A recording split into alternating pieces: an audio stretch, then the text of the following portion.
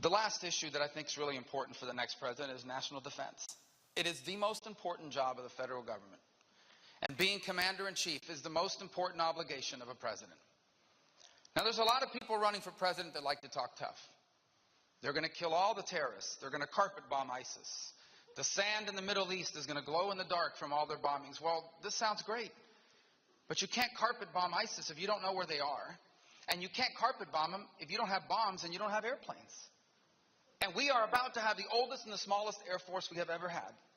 The smallest and the oldest Navy we have had in 100 years. An Army being reduced by another 40,000 positions. Because these defense cuts we have now are reckless. They are made worse by the fact that we have a president that instead of fighting to fund our military, would rather spend his time fighting to fund Planned Parenthood. We have a president who instead of fighting, we have a president when ISIS is killing people, burning people in cages. And we have a president that says that the greatest risk that we face in the world is climate change.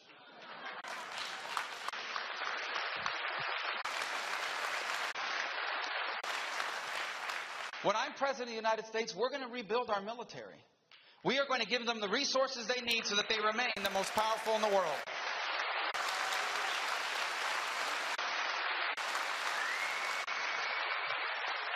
When I'm president of the United States, we're going to rebuild our intelligence agencies. Because we're going to know more about these terrorists than they know about us.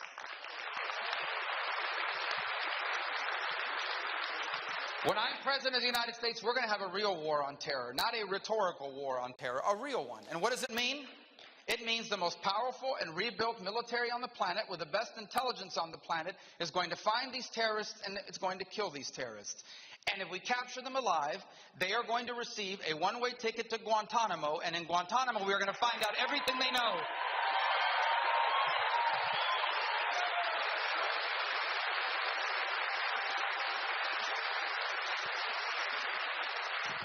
And I've seen the hats here today, and I've seen the shirts, so I want to say one more thing. When I'm president of the United States, we are going to take care of the men and women in uniform that took care of us, our veterans.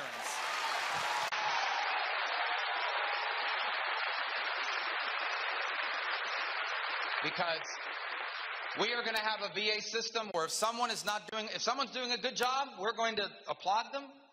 We're going to value them, and there are a lot of people at the VA that do a good job. But if you are not doing a good job, when I'm president of the United States, we will fire you from your job at the VA.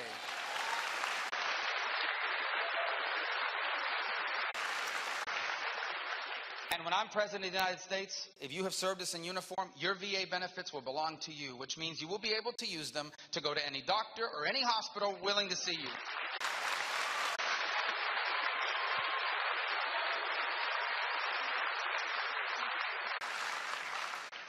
So after 8 years of Barack Obama, we are a great nation, but a great nation in decline. The good news is that we are not a weak people. We are not a weak nation.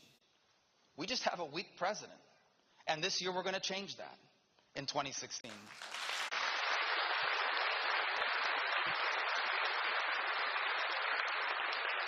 But that's why this election is so important. I already said it once, I'll say it again. We cannot afford to elect Hillary Clinton because we cannot afford another 4 years like the last 8. We cannot afford to just elect any Republican. Because the truth is, this election is not a simple choice between two political parties. This election is a generational choice. This election is a referendum on what kind of country America will be in the 21st century. I'm running for president because America doesn't owe me a thing. America owes me nothing. A lot of people don't think about it these days. They want to know what can their country do for them, not what they can do for their country. Been a long time since we heard those words echoed.